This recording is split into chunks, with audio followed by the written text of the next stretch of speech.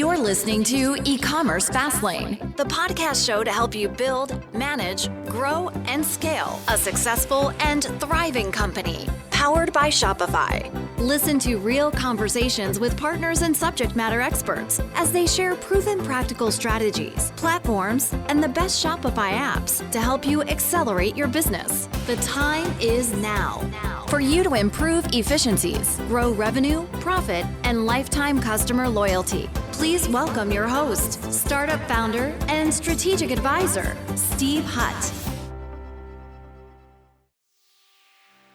Well, welcome back to another episode of E-commerce Fastlane. I'm your host, Steve Hutt. Thanks so much for joining me today. I know there's so many podcast choices out there in the in Shopify world and the direct-to-consumer world, logistics world, marketing, and I just appreciate you're taking time today and listening to this episode.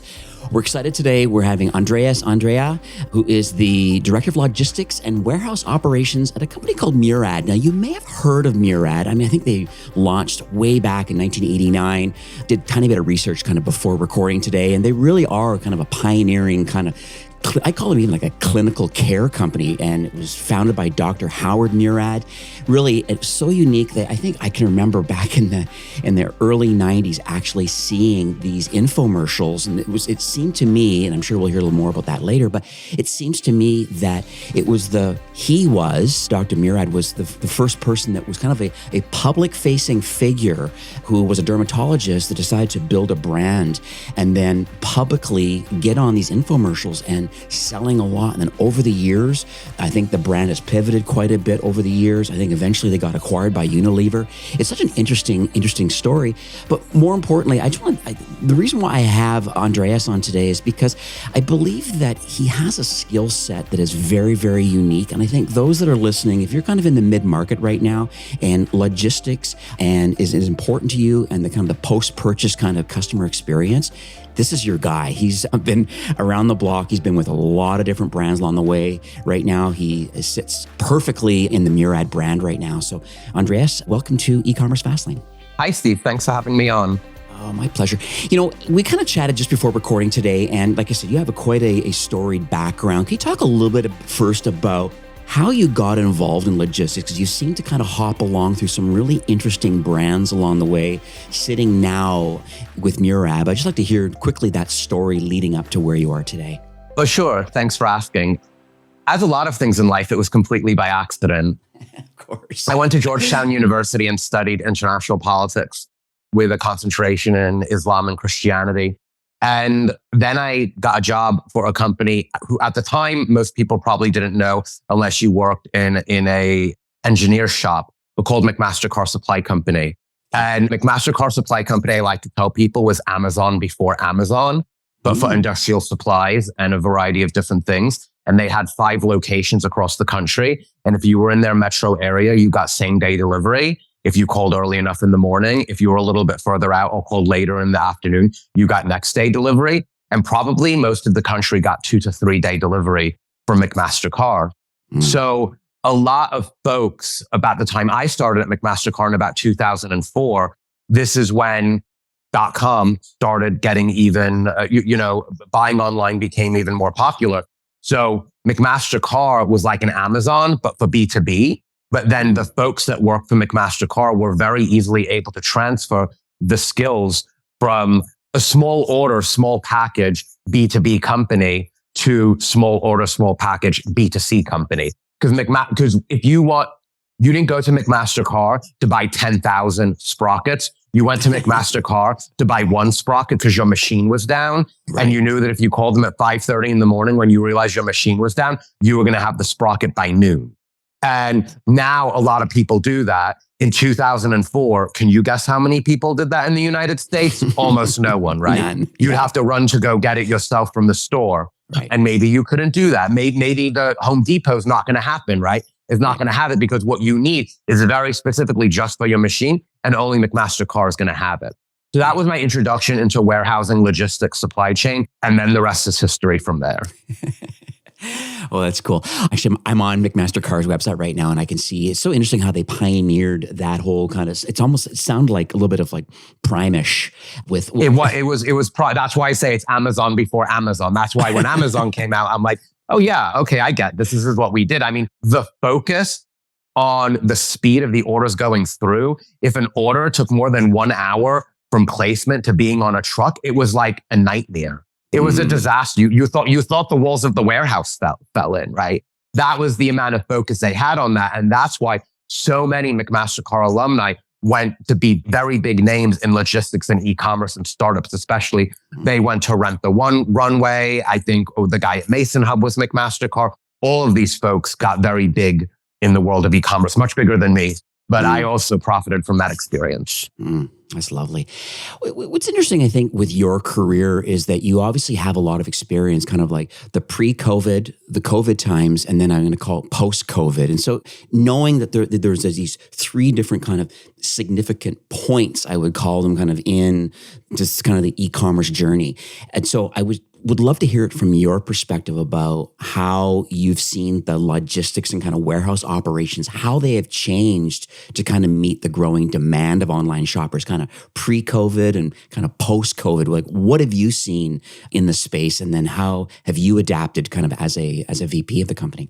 Sure. So I am just the director, but thank you for the promotion. You're hired. Yeah. So hopefully that'll be coming soon. Yeah. But, everybody loves promotion. 100%. So the way I experienced COVID is primarily as the person at FabFitFun, mostly at FabFitFun, which probably most of the folks on the call know what FabFitFun is, but it's basically the biggest, even was the biggest when subscription boxes were a huge fad. And now that they're not as much of a fad, is still the biggest subscription box company, I would imagine, if not one of the biggest. Yeah. So really was the biggest name to come out of that trend.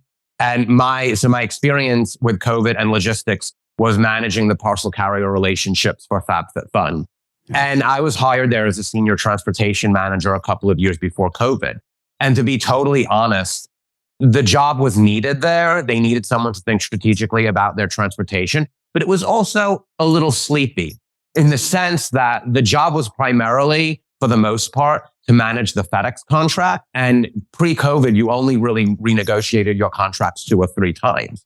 So my job would be basically once every year and a half, 2 years, negotiate that FedEx contract.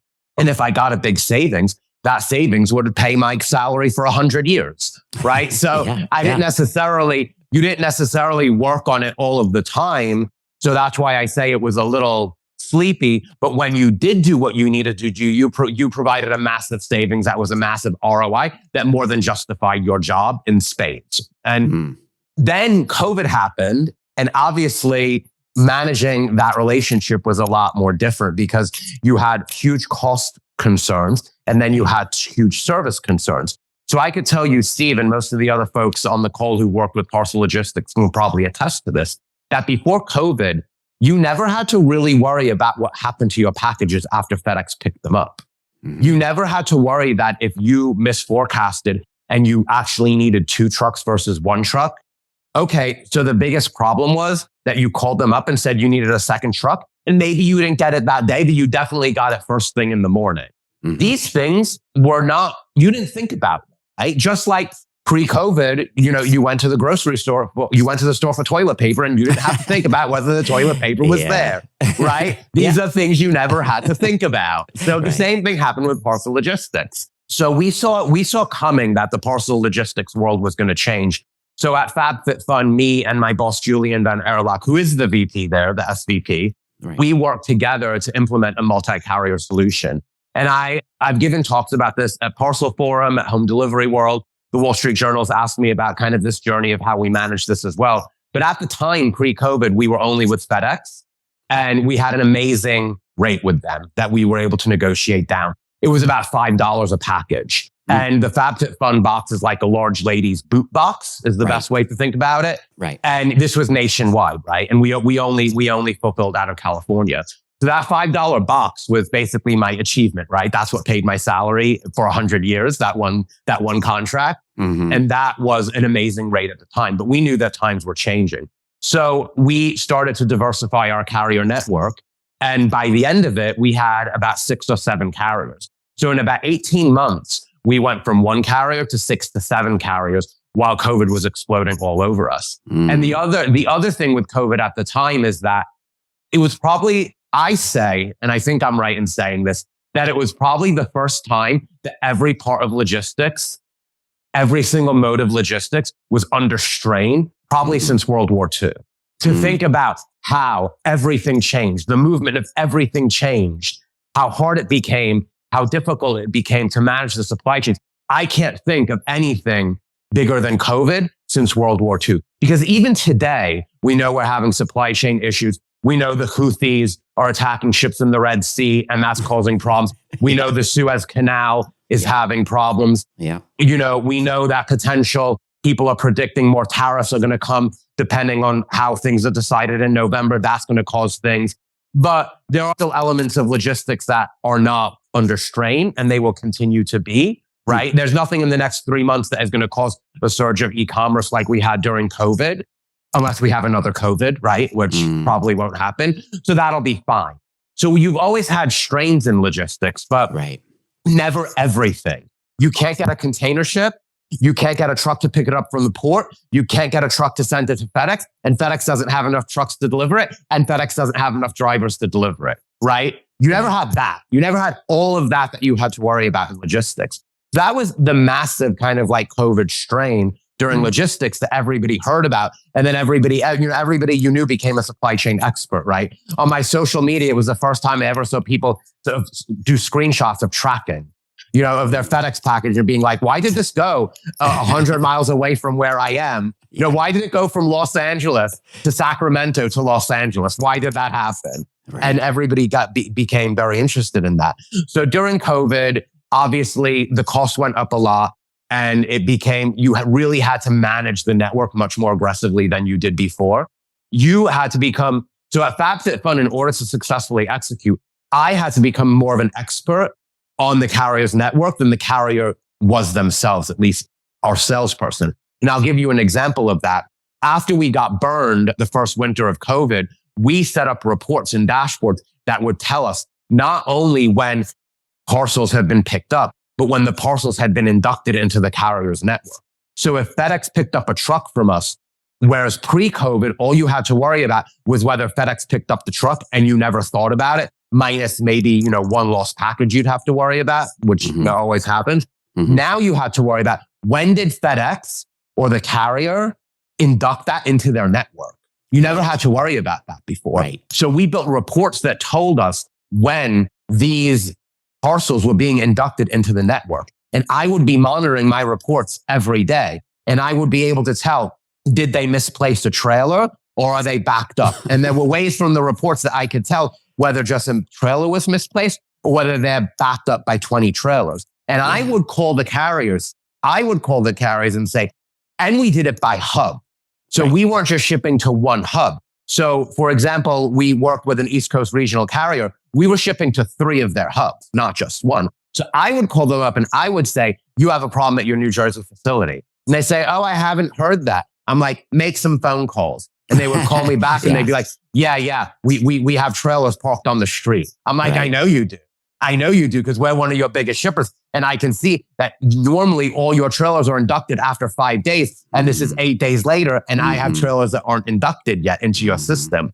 So that's what it was like managing parcel during COVID. Now, post-COVID is very interesting because obviously e-commerce is not as strong as it was during COVID. Right. And people are going to stores more and people are just spending less. Or they're spending more on different things, right? They're going on vacation versus buying whatever the hell they could online. So it's different now because during COVID, the carriers had about 95% of the leverage. Now the carriers like FedEx, LaserShip, OnTrack don't have as much of the leverage, but they have inflationary pressures. So it's not just because the shippers like me have the leverage now doesn't mean we can go back to the old world. Like that $5 box that I negotiated at FabFitFun, Steve, it's never coming back. Yeah, 100%. Right? It's never coming back. Right. That world is never coming back. And I feel like folks do, in a whole host of ways, not just about logistics, but about life in general, haven't fully accepted that a lot of the pre-COVID world is not coming back. It's a new world. Yeah. And so in logistics, it's a new world too.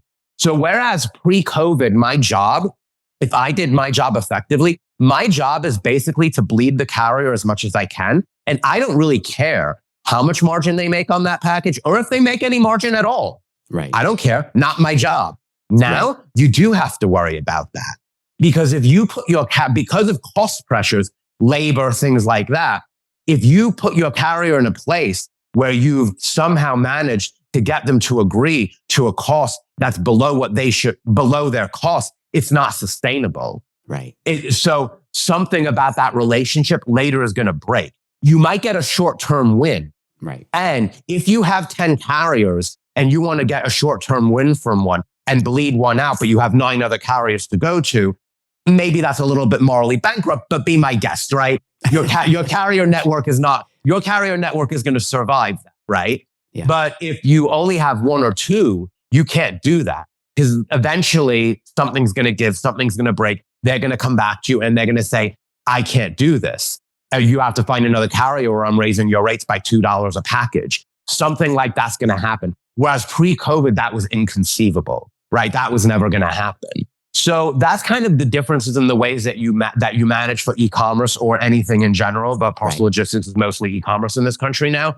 That's how you mostly manage it for pre-COVID, during COVID, and post-COVID.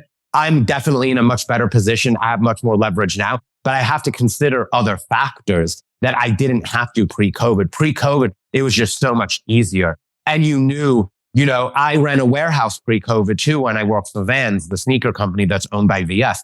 We had an engineer that came in and made us models for our peak seasons, which were back to school and which were a holiday, not just for e-commerce, but also the Vans retail stores and the wholesales. I took that model. I just added 3% every year. And that was my model for the next year. And that's how I ran the warehouse operations for 3 years. Steve, do you think people can do that today? No. I don't think people can do that today. Again, that's not the world we live in. You cannot just take the same model that an engineer made for you 3 or 4 times, not necessarily understand how it works, but just know that where the little cell is, where you have to write percentage of growth, put 3 or 4 and you're done. Doesn't work. Yeah. That's great. Thanks for sharing all that because you have so much context from both like pre, during, and post. My next question is around the post-COVID era that we're in now. And multi-channel is a word that all brands are expanding out in. We think like, social, we think of like marketplaces, we think of B2B, we think of internationalization and expanding. And the people listening today are like in that space right now. They're like, hey, we have our Shopify store, so to speak. And, we're selling direct to consumer. We do the odd pop-up shop, or we might be selling wholesale to these people. And so what's your mindset from a logistics perspective? Like, how are brands supposed to manage? Are people in your position? How do you think about all of these channels where product is being sold? And is it a good business decision to do that, to expand it wide? And then what happens if you expand too wide too quickly, especially from an internationalization perspective? But just curious on the social marketplaces, the Amazons, and then the B2B side. Just want to hear your mindset around all of this. Yeah, I think what was really interesting is that a lot of digitally native brands decided that they wanted to go into brick and mortar, right? Yeah. So they make this evolution where they are only online and claim that that's the future. And then they realize, okay, well, we need some sort of brick and mortar presence, maybe not to sell our product, but at least for marketing or what people call activations. Yeah.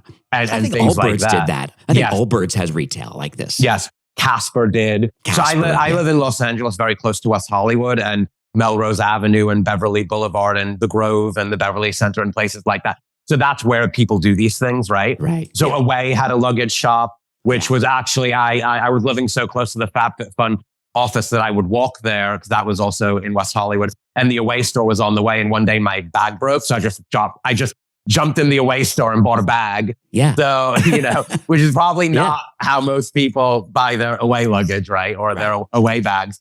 Right. So I think people were thinking that we need this for marketing purposes, but then they also realized, no, we actually need to be in stores. Brick and mortar might be dying, but it's not dying fast enough for everybody to just buy everything online. And there are things that people want to go see in person, touch in person, have that experience. Right. So it's one of those things that doesn't just happen in e-commerce, but it happens everywhere, where for the mundane things or repeat ordering, or once you've captured a customer, maybe online is okay. If I know what retinol cream I want, I don't need to go to the store to get that retinol cream. That is not a value add in my life. But if I want some advice, or I have a specific concern, or I want to investigate new brands, or something cool is happening, then, you want to go to a brick and mortar place. So it's interesting you had all these digitally native e-commerce brands decide, first of all, we need physical presence for like marketing and awareness purposes. And then we actually want brick and mortar for the purposes of selling. So I was at Bala Bangles for about 6 months in between FabFitFun and Murad, and they were going into Target. They were going into QVC. Like those are not necessarily the most cutting edge places to be selling your product, right? But that's where the people are. So you need to go where the people are. In terms of an international perspective, I think particularly in skincare, what is challenging is that you have certain requirements in international markets, and you need to tailor that product with those requirements. But then you come across issues like minimum quantity. And it's like, if your minimum quantity to run something is 10,000, but your market is only 3,000, and you can only sell that particular product in that particular market, how do you manage that? Right. It's very hard. It's a lot of really hard decisions until you scale up to the point where you don't have an issue meeting minimum quantity. So these are questions that brands have to ask themselves. Of course, it's a more important question when you're somewhere at Murad that has a lot of, regulations they need to follow or needs to understand them. It's a little bit different when you're making a Bala Bangle or you're making a Van Shoe, where of course no one wants to make more inventory than they need, but that inventory is not going to go bad, right? It doesn't literally go bad. It may go unfashionable. Someone will still wear that shoe, but it doesn't literally, the shoe itself doesn't fall apart because, it sat there for 6 more months than it was supposed to. Right. What about sustainability and kind of this eco-friendly kind of mentality that's out now? I've interviewed lots of brands that say, hey, our unboxing experience is really important to us. And one of our brand ethos is X, something that we do about our packaging. You made a good comment too about taking the air out of some things so that it's easier and have a smaller, kind of more dimensionally correct, lower price point to ship it because it's smaller. So I just want to hear your mindset around sustainability as a brand lever for growth or any eco-friendliness. What are you seeing in the logistics world now? Yeah, I could talk about 2 examples, one from FabFitFun, one from Murad, and then one example that I think is very funny because people believe that they're being eco-friendly, but they're actually not. And this is where a lot of sometimes consumers, not companies, consumers believe that something is eco-friendly and it's not, and they actually put you in a different situation. So when we were at FabFitFun before COVID, so this is another great pre-COVID difference. At FabFitFun, our dimensional divisor was very high. Mm-hmm. So there was no way we were creating a box that was so big that we would have to pay a dimensional weight versus physical weight. Real weight, yeah. Right. And for your listeners who don't know, a dimensional weight is a weight that you get charged because basically something is too big and it's too bulky. So you never want to be charged dimensional weight. There's always usually going to be a higher charge than the actual physical weight of your product. But because I did such a good job negotiating that previous contract, our dim factor was not an issue. But then we started having an issue with the parcels would fill up too many trucks. So FedEx came so when I told you before, if you had to call FedEx for a truck, did you ever have to worry about whether the truck was going to come? In 2019, you didn't. In 2020, you did. So FedEx came to us at some point and said, hey, you don't get unlimited trucks anymore. You get 15 trucks a day. We're like, well, we need 20 trucks a day. So what are we going to do?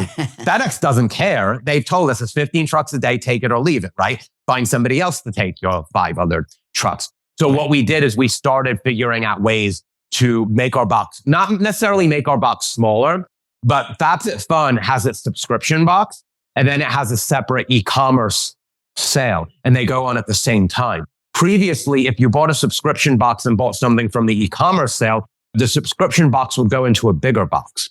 Mm. What we did at FabFitFun, and this was mostly headed by Julian Van Erlock, who I had mentioned before at FabFitFun, what we had done is we developed a technology and a system so that the system would understand whether or not that additional e-commerce item could go into the subscription box, which was something that wasn't done before because we just didn't have to do it, right? There was no economical push. Right. So it was primarily in order to reduce the number of trucks that we send, not necessarily primarily for the environmental impact, but that had a bigger environmental impact than anything that we may have done randomly for an environmental impact. On the flip side of that, with the subscription box, that's so funny, and this is the point where people think they're being eco-friendly and they're not, is that we would overproduce subscription boxes sometimes, right? Unfortunately, you think you're going to have 2 million members, but you actually have 1.9 million. You actually didn't do a bad job. You forecasted by 95%, right? Most people would think that's a good job. You're still left with 100,000 boxes. Right. So sometimes we would put something small in that box in order to use it and send it out. And then we would get complaints. And people would say, I can't believe you're using a box so big for this eyeliner or this moisturizer.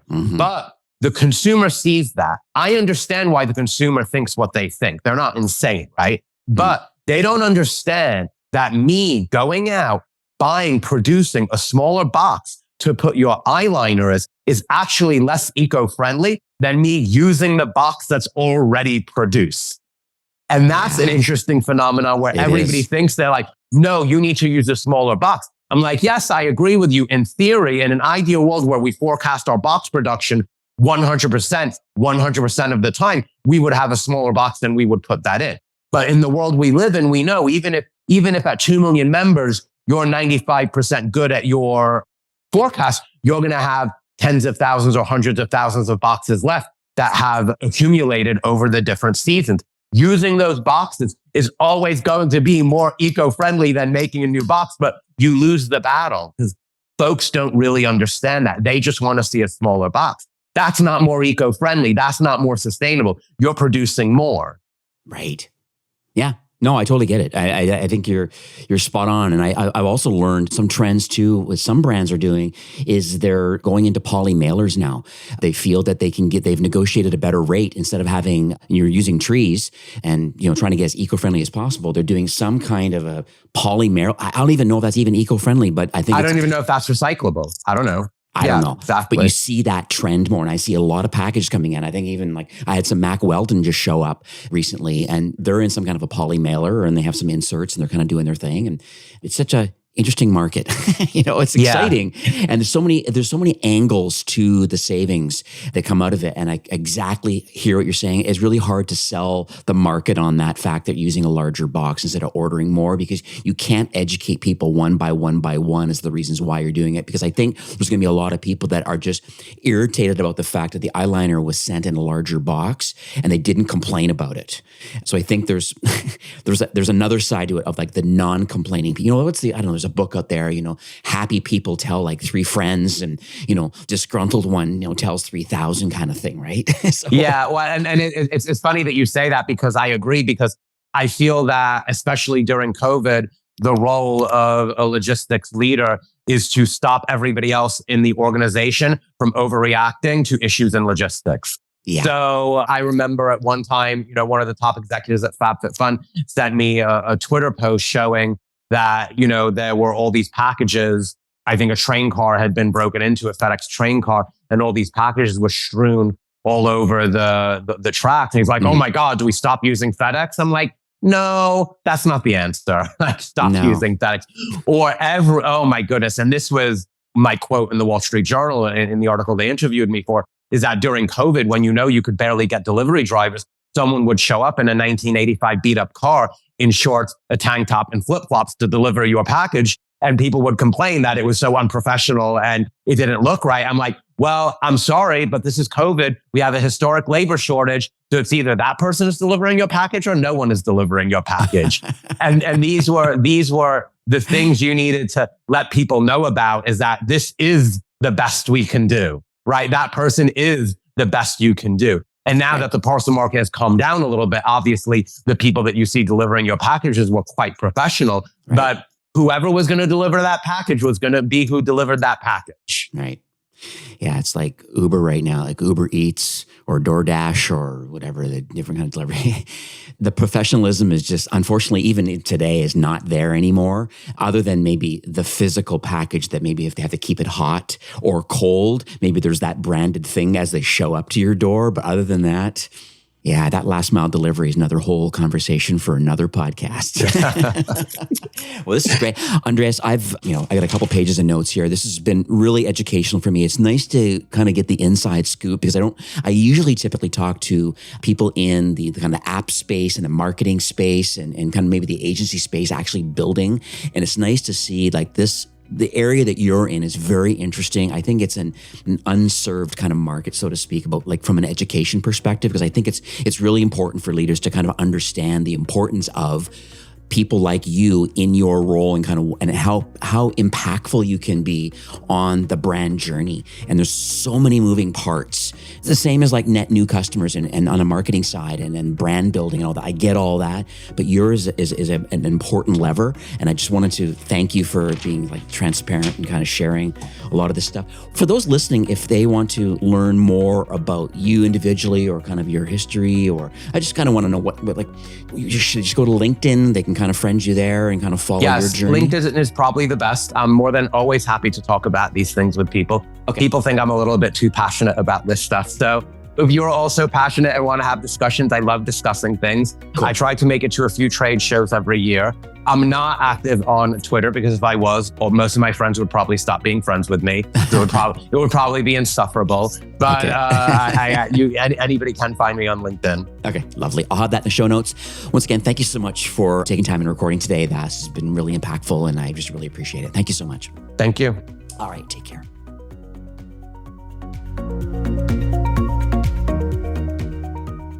Well, that's it for today's episode. I'd like to thank you personally for being a loyal listener of E-commerce Fastlane. It's my hope that this podcast is offering you a ton of value through growth strategies, tactics, and exclusive insider tips on the best Shopify apps and marketing platforms, all with my personal goal to help you build, manage, grow, and scale a successful and thriving company powered by Shopify. Thanks for investing some time today and listening to the show. I'm so proud and excited that you have a growth mindset and are a constant learner. I truly appreciate you and your entrepreneurial journey. Enjoy the rest of the week and keep thriving with Shopify.